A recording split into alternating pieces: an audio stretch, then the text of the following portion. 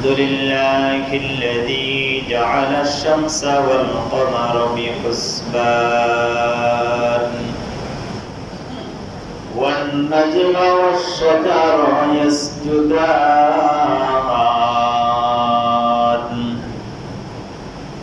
وفضل زمانا على زمان كما فضل مكانا على مكان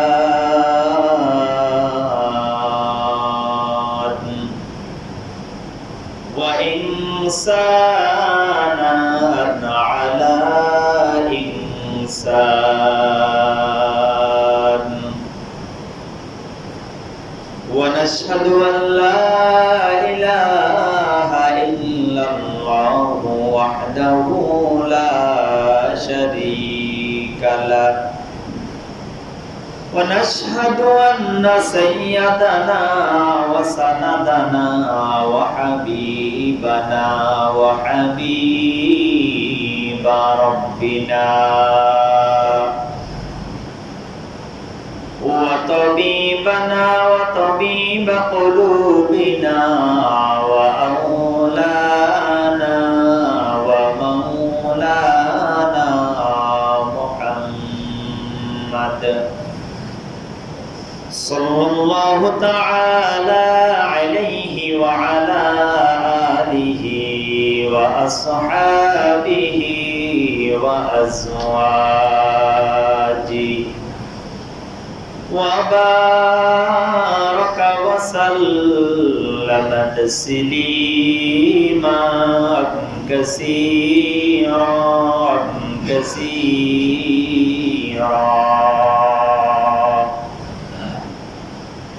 أما بعد فأعوذ بالله من الشيطان الرجيم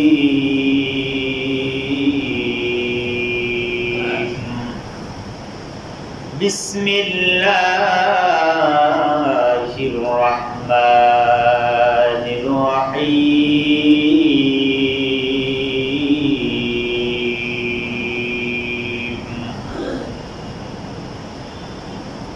قل إن صلاتي ونسكي ومحياي ومماتي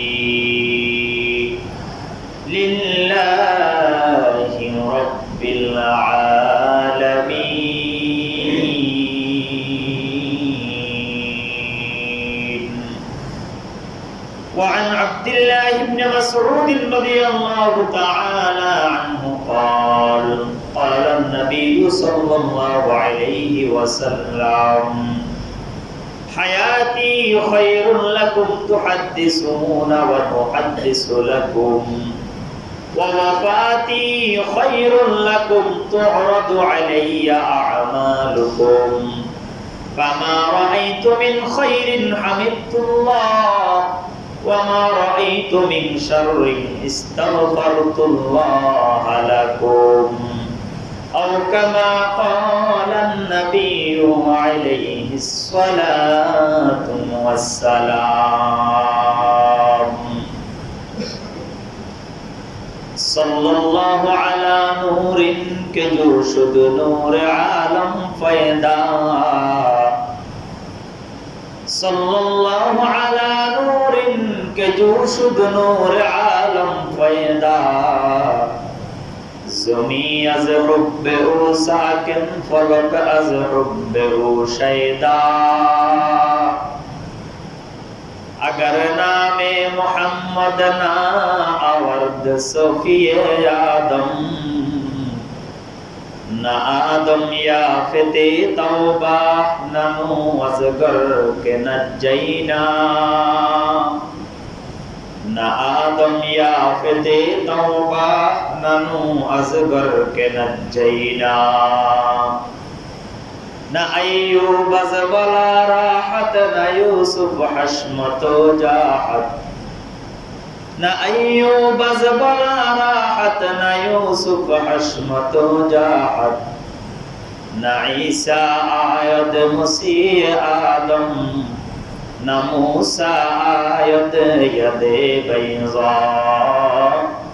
না ঈসা আয়াত মসিহ আদম, না মূসা আয়াত ইয়াদে বাইযা। লা ইলাহা ইল্লাল্লাহ, লা ইলাহা ইল্লাল্লাহ, লা ইলাহা ইল্লাল্লাহ, লা ইলাহা ইল্লাল্লাহ, লা ইলাহা ইল্লাল্লাহ, লা ইলাহা ইল্লাল্লাহ, লা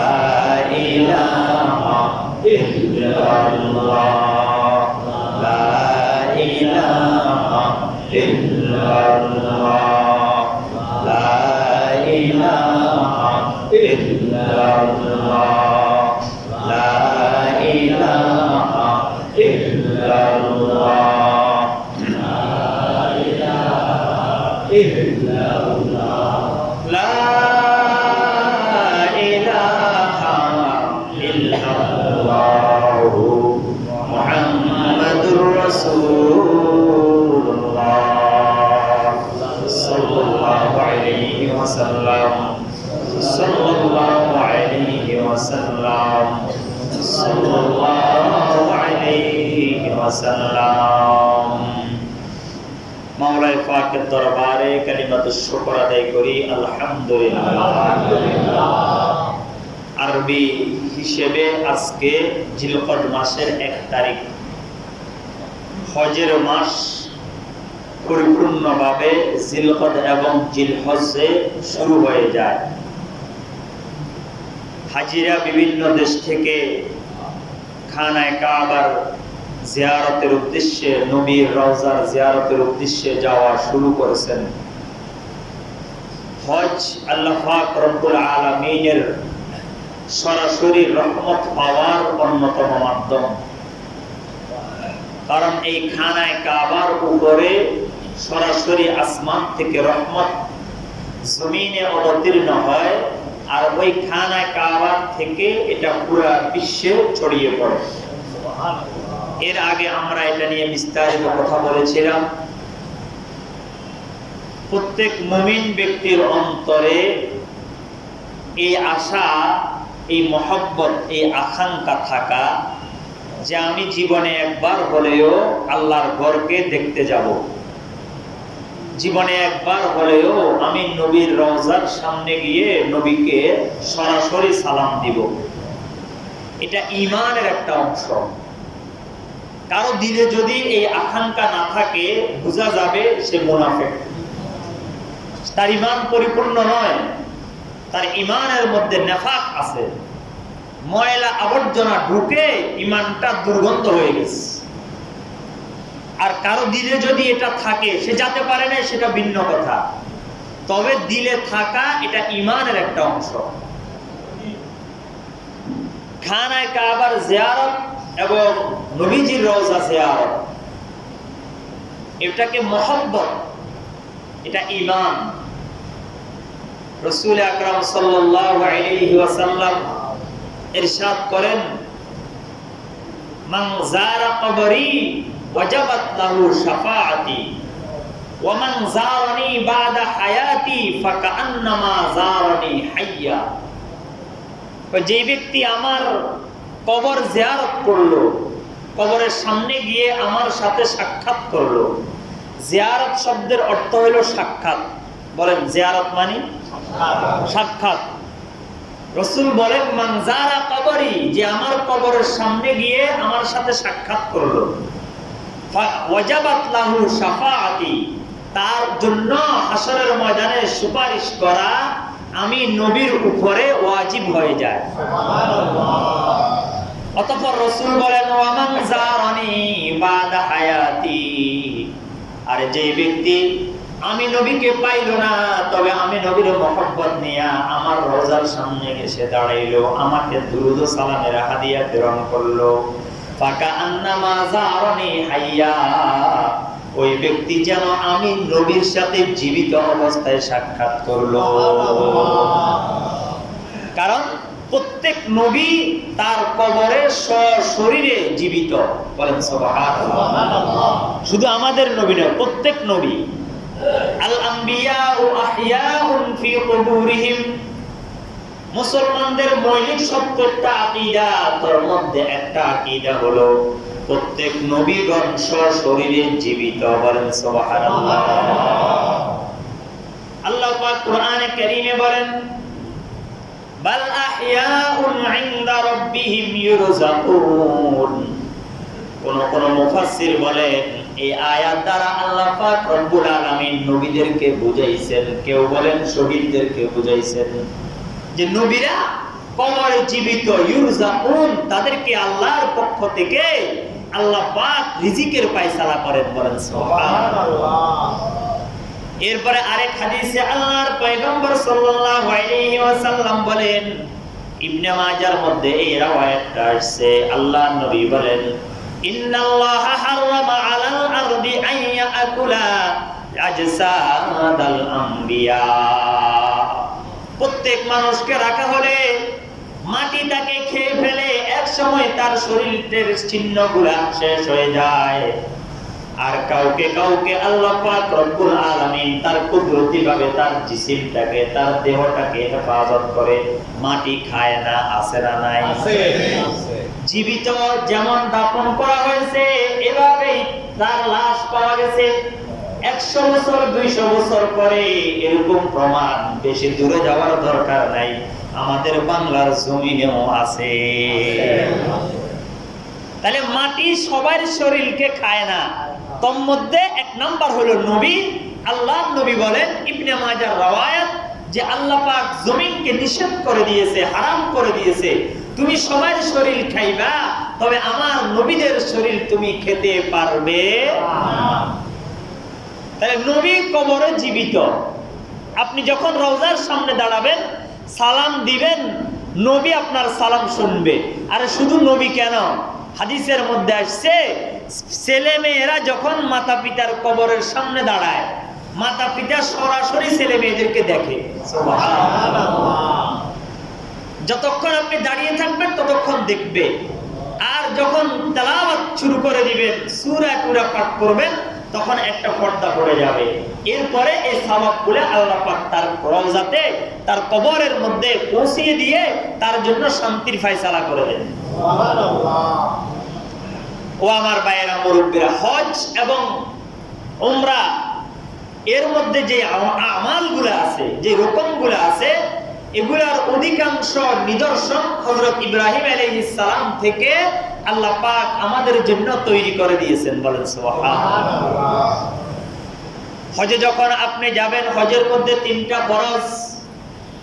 হজের এই ফরজগুলোর মধ্যে হযরত ইব্রাহিম আলাইহিস সালাতু ওয়াস সালামের নিদর্শন। হজের মধ্যে যে ওয়াজিবগুলো আছে 6টা ওয়াজিব, এগুলোও হযরত ইব্রাহিমের নিদর্শন। হজের মধ্যে 8টা সুন্নাত, এগুলোর মধ্যে অনেকগুলাই হযরত ইব্রাহিমের নিদর্শন। হযরত ইব্রাহিম আলাইহিস সালাম যদিও আমাদের নবীর চেয়ে মর্যাদার দিকে কম, কিন্তু আল্লাহ পাক রব্বুল আলামিন যে কয়েকজন রাসূল প্রেরণ করেছেন, নবী এবং রাসূলের মধ্যে একটু পার্থক্য আছে। রাসূলের সংখ্যা হলো সীমিত, নবীদের সংখ্যা সঠিকভাবে আল্লাহ পাক ছাড়া কেউ জানে না।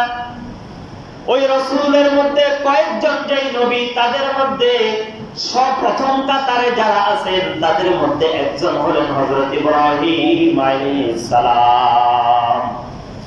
হযরত ইব্রাহিম, যিনি আমাদেরকে মুসলমান নামে নামকরণ করেছেন, হযরত ইব্রাহিম যিনি খানায়ে কাবাকে মাটির নিচে খানায়ে কাবাটা দাফন হয়ে গিয়েছিল, নূহের প্লাবনের পরে মাটির নিচে কাটা ছাপা পড়ে গিয়েছে। আল্লাহ পাক রব্বুল আলামিন হুকুম করলেন, আপনি আপনার ছেলে ইসমাঈলকে নিয়ে খানায়ে কাবার নির্মাণ কাজ শুরু করেন।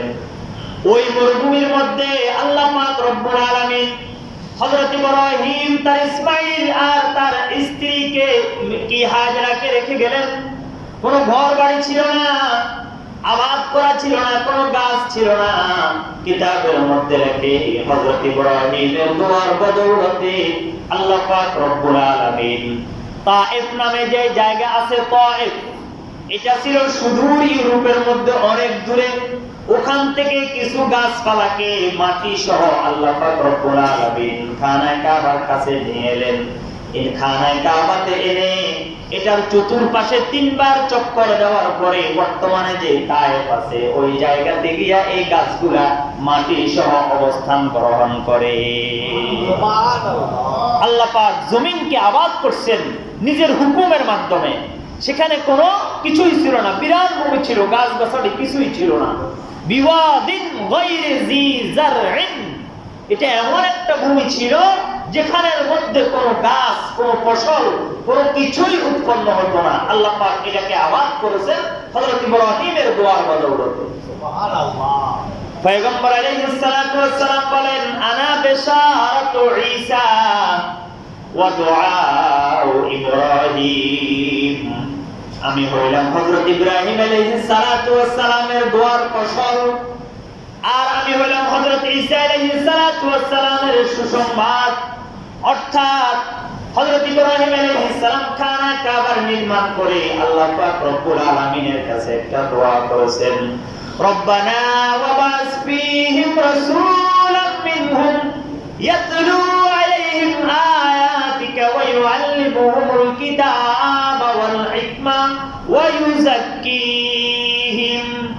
খানায়ে কাবা নির্মাণ করে পয়গম্বর ইব্রাহিম আল্লাহর কাছে হাত তুললেন, আয় রব্বুল আলামিন, রব্বানা ওয়া বাস ফীহিম, এই মক্কার জমিনে আপনি এমন একজন পয়গম্বর প্রেরণ করেন যে পয়গম্বরের মৌলিক কাজ হবে 4টা। কয়টা? 4টা। ইয়াতলু আলাইহিম আয়াতি, ওই পয়গম্বরের 1 নাম্বার কাজ হবে পয়গম্বর দুনিয়ার মানুষকে কোরআনের তেলাওয়াত করে শোনাবে। ওয়া ইউআল্লিমুহুমুল কিতাব, তেলাওয়াতের সাথে সাথে তাদেরকে এটা তাফসীর ব্যাখ্যা ও শিক্ষা দিবে। ওয়া ইউযাক্কিহিম, এবং তাদের আত্মাকে পরিশুদ্ধ করবে।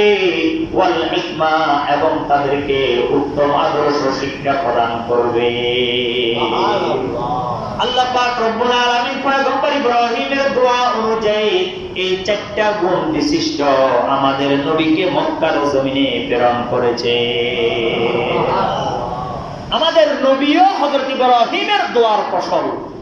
আল্লাহু আকবার।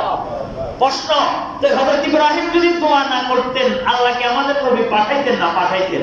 তবে হযরত ইব্রাহিম আলাইহিস সালাতু ওয়াস সালামকে এই ঘটনার সাথে সম্পৃক্ত করে আল্লাহ পাক রব্বুল আলামিন আমাদের নবীর মর্যাদা যেভাবে বাড়িয়ে দিয়েছেন হযরত ইব্রাহিমের মর্যাদাও বাড়িয়ে দিয়েছেন। সুবহানাল্লাহ। এই কারণে আমরা যে নামাজ পড়ি, নামাজের মধ্যে আমরা দুরূদ ইব্রাহিম পাঠ করি। দুরূদের নাম কি? আবার বলেন, দুরূদের নাম। তাহলে মুসলমানের প্রত্যেক নামাজের মধ্যে হযরত ইব্রাহিমের আলোচনা আছে না নাই? আছে। তো কি বুঝেন আপনি? আল্লাহ এই নবীর আলোচনা কেন আনলেন? আর নবী তো অসংখ্য অগণিত ছিল, কারো আলোচনা নাই, কিন্তু নামাজের ভিতরে আমার নবীও হযরত ইব্রাহিমের নাম নিছেন। বলেন না সুবহানাল্লাহ। এটার দ্বারাই বোঝা যায় হযরত ইব্রাহিমের শান কত উপরে, কত ঊর্ধ্বে। কামা সাল্লাইতা আলা ইব্রাহিম ওয়া আলা আলি ইব্রাহিম ইন্নাকা হামিদুম মাজিদ। আল্লাহু আকবার। যে হজ্জের মধ্যে যে আরকানগুলো আছে এগুলোর অধিকাংশই হযরত ইব্রাহিমের সাথে জড়িত। হজের মধ্যে 3টা ফরজ। বলেন, হজের ফরজ কয়টা? 3টা। 1 নাম্বার হজের নিয়ত করে ইহরাম পড়িয়া তালবিয়া বলা, লব্বাইক আল্লাহুম্মা লব্বাইক লা শারীকা লাক লব্বাইক ইন্নাল হামদা ওয়ান নি'মাতা লাক ওয়াল মুলকা লা শারীকা লাক। 1 নাম্বার ফরজ হইল ইহরামের কাপড় পরিধান করে তালবিয়া বলা। 2 নাম্বার হলো 9 জিলহজ। জিলহজ মাসের 9 তারিখে সূর্য ডলে যাওয়ার পর থেকে, অর্থাৎ দুপুর 12টার দিকে যখন আমাদের দেশে সূর্য তার পরিপূর্ণ তেজ ছেড়ে দেয়, পরিপূর্ণ গরম যখন সূর্য ছেড়ে দেয়, ওই সময় থেকে 10 জিলহজের সুবহে সাদিক পর্যন্ত এই টাইমের যেই কোনো একটা সময়ে আরাফার ময়দানে অবস্থান করা, এটা ফরজ। 9 তারিখ 8 তারিখে আপনি থাকবেন মিনাতে, তো মিনাত থেকে আপনি 9 তারিখে সূর্য ডলে যাওয়ার পর থেকে সকালবেলায় রওনা হয়ে যাবে হাজিরা আরাফার উদ্দেশ্যে। 9 তারিখ 8 তারিখে মিনায় অবস্থান করবে, 9 তারিখের সূর্য ডলে যাওয়ার পর থেকে 10 তারিখ সুবহে সাদিক পর্যন্ত, মানে আমরা যে সময় সেহরি খাই ফজরের আযান পর্যন্ত, এই সময়ের মধ্যে যেই কোনো একটা সময় পরিপূর্ণভাবে যদি থাকতে পারেন ভালো, পুরো সময় থাকতে পারেন নাই, কিছু সময় হলেও ওখানে অবস্থান করা এটা ফরজ। এটা কি ফরজ? এই ফরজ যদি কেউ আদায় না করে তার হজ কি হবে না, কবুল হবে না। নাম্বার 3, যখন আপনি আরাফাত থেকে ফিরবেন মুজদালিফা অবস্থান করবেন, এরপরে ওখান থেকে ফিরে এসে তাওয়াফে জিয়ারত করা। তাওয়াফে জিয়ারত অর্থাৎ আপনি যে কাবার সামনে আসছেন, কাবার সামনে হাজির হয়েছেন, এই হাজিরা দেওয়াটাকে বলা হয় তাওয়াফে জিয়ারত। এর আগে আপনি যে তাওয়াফগুলো করছেন এগুলো ফরজ নয়, এগুলো সুন্নাত বা নফল। এর আগে আপনি তাওয়াফ বহুবার করছেন, অসুবিধা নাই। এখন যারা হাজিরা যাইতেছে তারা কি বসে থাকবে না? তারা তাওয়াফ করবে না? করবে। তো ওই তাওয়াফটা গ্রহণযোগ্য নয়। আরাফার ময়দান থেকে ফিরে এসে তাওয়াফে জিয়ারত যেটা আছে, এই তাওয়াফে জিয়ারত করা ফরজ। এই তাওয়াফে জিয়ারত যদি এই 3 ফরজের কোনো একটি যদি ছুটে যায়, কারো হজ হবে না। কুরবানি দেওয়ার দ্বারাও এটার ক্ষতিপূরণ সম্ভব হবে না। এই 3টা হলো ফরজ। আর হজের ওয়াজিব হলো 6টা। হজের ওয়াজিব 6টা। নাম্বার 1, মুজদালিফায় অবস্থান করা। মুজদালিফায় অবস্থান করা কিছু সময়ের জন্য হলেও সাফা মারওয়া পাহাড়ের মধ্যখানে দৌড়াদৌড়ি করা, জামরা সমূহে কঙ্কর নিক্ষেপ করা। ওই যে মিনাতে যখন হযরত ইসমাঈল আলাইহিস সালাতু ওয়াস সালাম যাইতেছিলেন কুরবানি হওয়ার জন্য, ওই মিনাতে কি শয়তান এসে হযরত ইসমাঈলকে কুমন্ত্রণা দিয়েছিল, তুমি যেও না, তোমাকে জবে করে দিবে। কুমন্ত্রণা দিয়েছে না? তো তখন হযরত ইসমাঈল আলাইহিস সালাতু ওয়াস সালাম শয়তানকে বিতাড়িত করার জন্য ওই জমিন থেকে ছোট ছোট পাথর নিয়ে নিক্ষেপ করছেন। এটা হাজীদের জন্য আল্লাহ পাক রব্বুল আলামিন ওয়াজিব করে দিয়েছেন। আল্লাহু আকবার। আল্লাহ পাকের কাছে ওই পাথর নিক্ষেপ করাটা ভালো লেগেছে, এই কারণে আল্লাহ পাক রব্বুল আলামিন বলে, হাজীরা তোমরা হজ করতে এসে ওই শয়তানকে তোমরা পাথর নিক্ষেপ করবা। হযরত হাজরা আলাইহিস সালাম হযরত ইসমাঈলকে হযরত ইব্রাহিম রেখে গেলেন কিছু পানি আর কিছু খেজুর দিয়া। 2 দিন, 1 দিন বা 3 দিন পরে ওই খাবার শেষ হয়ে গেল, পানি শেষ হয়ে গেল। হযরত হাজরা আলাইহিস সালাম তার বুকের স্তরে দুধ শুকিয়ে গেল। খানা না থাকলে মায়েদের স্তনের মধ্যে দুধ আসে না। খাবার নাই, হযরত হাজরা চিন্তিত হয়ে গেলেন, পানির জন্য হাহাকার করলেন। নিজের জিহ্বাটাকে হযরত ইসমাঈলের জিহ্বার মধ্যে দিয়া একটু সান্ত্বনা দেওয়ার চেষ্টা করলেন। জিহ্বাটাও শুকিয়ে গেছে, কলিজাও শুকিয়ে গেছে। এবার আর কোনো উপায় না পেয়ে হযরত হাজরা সাফা এবং মারওয়ার মধ্যখানে দৌড়াদৌড়ি করা আরম্ভ করলেন। আল্লাহু আকবার। সাফা এবং মারওয়া 2টা পাহাড়ের মাঝখানে দৌড়ে। কেন দৌড়াইতেছেন? না জানি কাউকে দেখা যাবে, না জানি কোনো পানি পাওয়া যাবে, না জানি কোনো খাবার আসবে। আল্লাহ পাক রব্বুল আলামিন বলে, এ আমার হাজরা, পানির জন্য, খাবারের জন্য সাফা মারওয়ার মাঝখানে যে দৌড়াদৌড়ি করেছে, এটা আমি আল্লাহর কাছে ভালো লেগেছে। হাজিরা, তোমরা হজ করতে এসে এই সাফা মারওয়ার মাঝখানে দৌড়াদৌড়ি করো। আল্লাহু আকবার। সাফা মারওয়ার মাঝখানে যখন আমরা দৌড়বো, তখন আমাদের নিয়ত থাকবে, আমি আল্লাহ পাকের রহমত তালাশ করতেছি। কি তালাশ করতেছি? আল্লাহ পাকের রহমত তালাশ করতেছি। মা হাজেরা রহমতের বাগী থেকে আশা নিয়ে দৌড়াদৌড়ি করছেন, আমরাও একই আশায় দৌড়াদৌড়ি করব। আর সাফা এবং মারওয়া এই 2টা পাহাড়ের কথা আল্লাহ নবী বলেছেন, এই 2টা পাহাড়ের উপরে দাঁড়িয়ে কেউ যদি দোয়া করে, আল্লাহ পাক সাথে সাথে তার দোয়াগুলো কবুল করিয়া নিবে। আরেকটা আছে জাবালে আবি কুবাইস, ওটা হলো জান্নাতি পাহাড়। ওই জাবালে আবি কুবাইস, ওই পাহাড়, যেই পাহাড়ের উপরে দাঁড়িয়ে আল্লাহর পয়গম্বরকে আবু জেহেল যখন চ্যালেঞ্জ করেছিল, মুহাম্মদ তুমি যদি সত্য নবী হয়ে থাকো, ওই যে দেখা যায় চাঁদকে দুই টুকরা করে দেখাও। আল্লাহর পয়গম্বর জাবালে আবি কুবাইস নামক পাহাড়ের উপরে দাঁড়াইলেন, দাঁড়াইয়া এভাবে হাতের দ্বারা ইশারা করলেন, চাঁদ দুই টুকরা হয়ে খণ্ডিত হয়ে গেল। আল্লাহ নবী বলেন, কেউ যদি জাবালে আবি কুবাইসের উপরে দাঁড়িয়ে দোয়া করে, আল্লাহ পাক রব্বুল আলামিন তার দোয়া কবুল করিয়া নেয়। তারপরে 4 নম্বর ওয়াজিব হলো হজ্জে কেরানো এবং হজ্জে তামাত্তু যারা আদায় করবে তাদের জন্য কুরবানি করা ওয়াজিব। কুরবানি করা কি ওয়াজিব।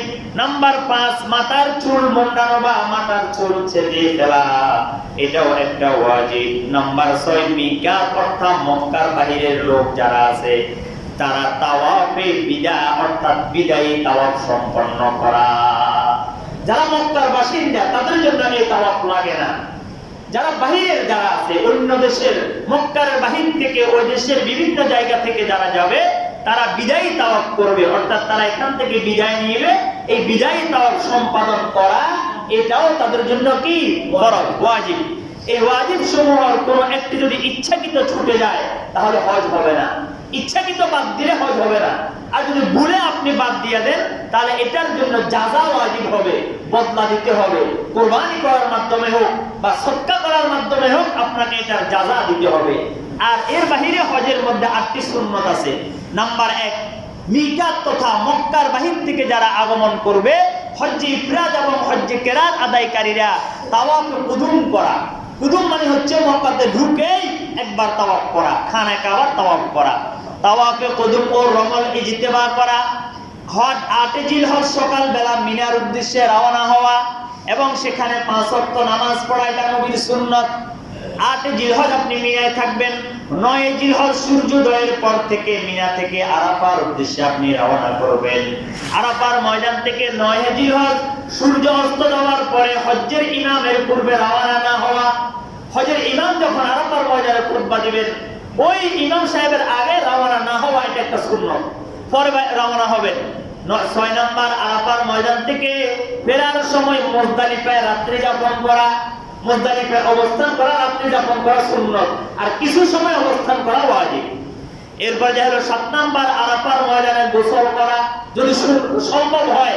আরাফার ময়দানে যদি ব্যবস্থা পান, সুযোগ পান, সেখানে গোসল করবেন, এটা সুন্নাত।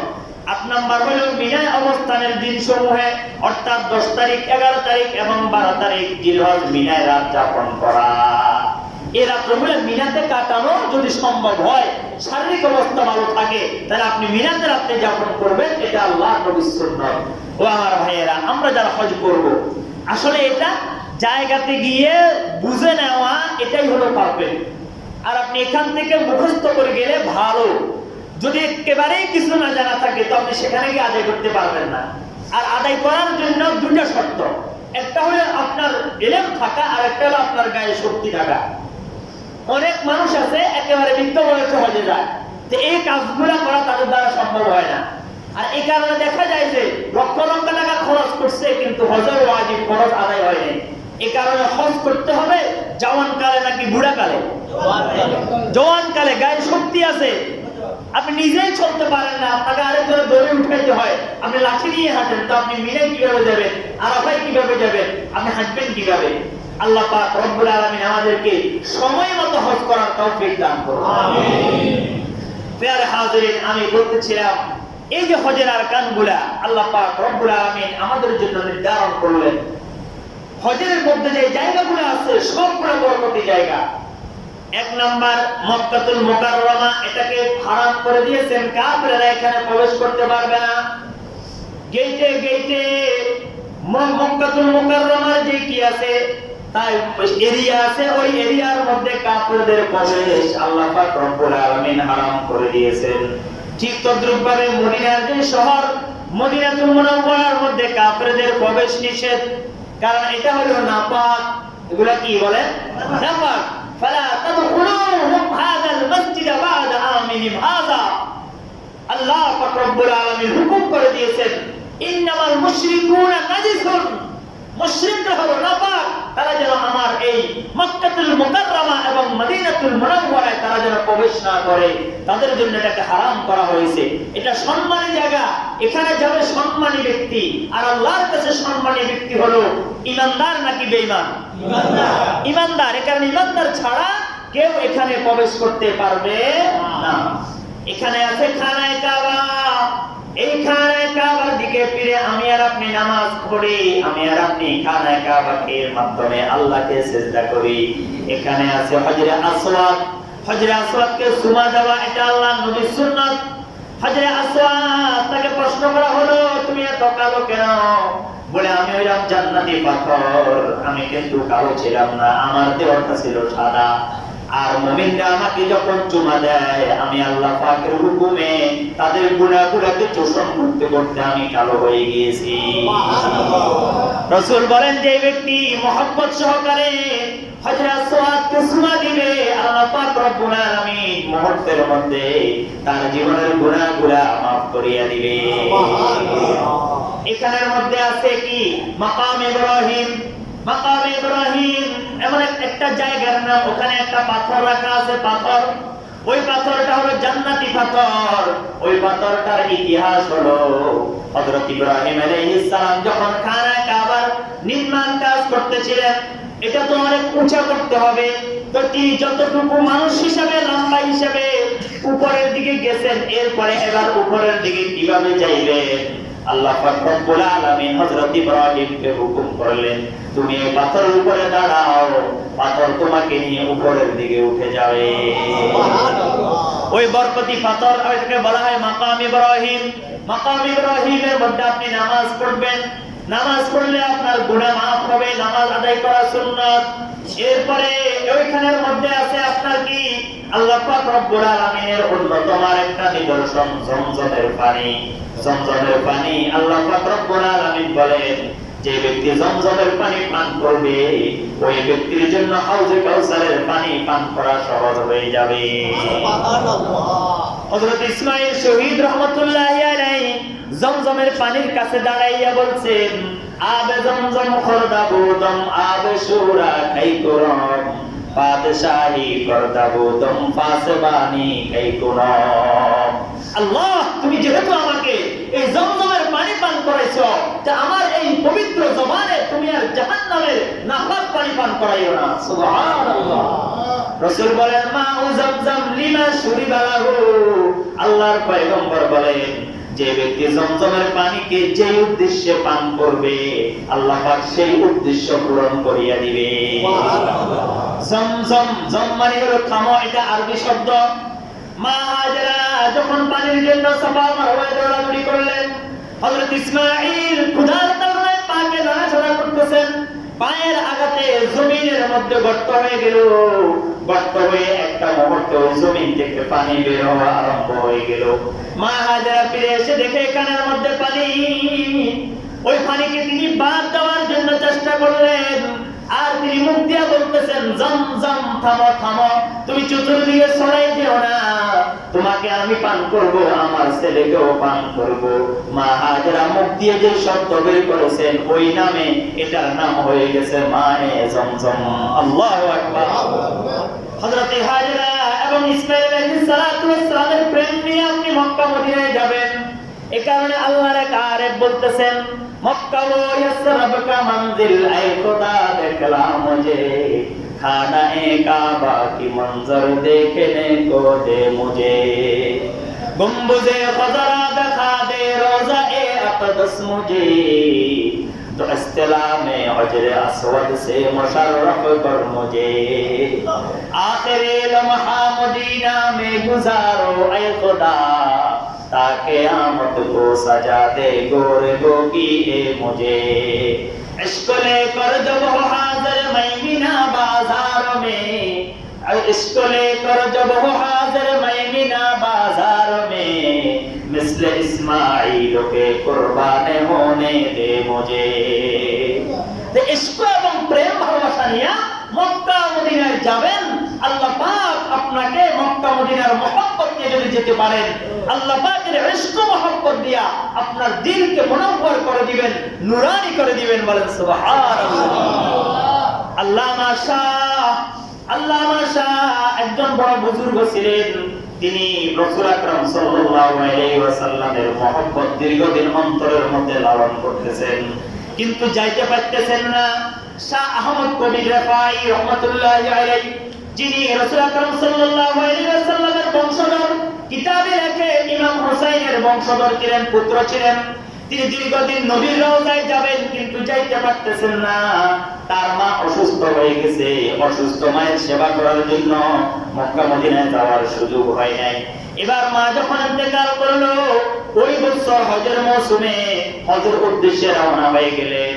হজের উদ্দেশ্যে রওনা হইয়া ইশক মহব্বত নিয়ে নবীর রওজার সামনে গেলেন। নবীর রওজার সামনে গিয়ে বলেন, ওয়াফিল বুরদি রূহি কদ উরসিলুহা তুকাব্বিরুল আরদা আন্নি ওয়া হিয়া নাইবাতি। ইয়া রাসূলুল্লাহ, ছোটবেলা থেকে আপনার রওজায় আসব, দিলের মধ্যে আশা নিয়ে আমি বসে আছি, কিন্তু আসার মতো আমার সুযোগ হয় নাই। কিন্তু আমি যদি আপনার রওজাতে না আসতে পারি, কিন্তু প্রতিদিন আমি আমার রূহটাকে আপনার রওজাতে পাঠিয়ে দিতাম। আমার রূহটা আপনার রওজা জিয়ারত করিয়া আবার আমার কাছে ফেরত আসতো। এরপরে তিনি বলতেছেন, ওয়া হাদিহি দাওলাতুল আশবাহি কদ হাযারা ফামদুদ ইয়ামিনাকা কাই তাহযা বিহা শাফাতি। এরপরে বলে, ইয়া রাসূলুল্লাহ, এখন আমি ইশক মহব্বত নিয়ে আপনার রওজার সামনে চলে আসছি। ওয়া হাদিহি দাওলাতুল আশবাহি কদ হাযারা ফামদুদ ইয়ামিনাকা কাই তাহযা বিহা শাফাতি। ইয়া রাসূলুল্লাহ, আপনার ডান হাতটা একটু বের করে দেন, আপনার ডান হাতের মধ্যে আমি চুমা খেয়ে আমার জীবনকে আমি ধন্য করি। কিতাবের মধ্যে লেখে শাহ আব্দুল কাদের জিলানী এই ঘটনা বর্ণনা করছেন, তিনি সেখানে উপস্থিত ছিলেন। কিতাবের মধ্যে লেখে তিনি এই কথা মুখ দিয়া বলতে দেরি আল্লাহর পয়গম্বর তার ডান হাত মুবারক রওজা থেকে বের করে দিয়েছেন। তিনি চুমা খাইছেন, আবার আল্লাহর নবীর ডান হাত কবরের রওজার মধ্যে চলে গেছে। পুরা মদিনার মধ্যে আলোড়ন সৃষ্টি হয়ে গেছে। রাসূলের রওজা ডান হাতের বরকতে পুরা মদিনাটা আলোকিত হয়ে গেছে। এমন একটা আসমানি আলোর কারণে সবাই বলতেছে, মদিনায় কি হচ্ছে, নবীর রওজাতে কি হইতেছে। সবাই দৌড়াইয়া নবীর রওজাতে আসছে। আসার পরে আব্দুল কাদের জিলানী বলেন, লোকজন এসে আমাকে জিজ্ঞেস করে এখানে কি হইল। তখন আমি এই ঘটনা বর্ণনা করলাম যে এই যুবক আল্লাহর নবীর বংশধর, নবীর ওয়ারিস, কি এটাকে কি বলা হয়, আওলাদ রাসূল। এই আওলাদ রাসূল নবীকে বলেছেন নবীর হাত মোবারক বের করে দেওয়ার জন্য। আল্লাহ নবীর ডান হাত বের করে দিয়েছেন, এই নবীর হাতের মধ্যে চুমা খাইছে। আল্লাহু আকবার। ইশক মহব্বত যদি থাকে, নবী সরাসরি আপনার জন্য বহু কিছু করতে পারেন। অনেকে বলবে, বলে হুজুর এটা কিভাবে সম্ভব? এটা কিভাবে সম্ভব? আপনার দিলে যদি নবীর ইশক প্রেম জ্বালা না থাকে আপনি বুঝবেন না, আর যদি জ্বালা থাকে আপনিও বুঝবেন এটা কিভাবে সম্ভব। আল্লাহ পাক আমাদের সবাইকে নবীর ইশক প্রেম মহব্বত অন্তরের মধ্যে তৈরি করে দেন। ওয়া মা তাওফীক ইল্লা বিল্লাহ। যারা কামলাল জুমা পড়েন না সেটা পড়েন।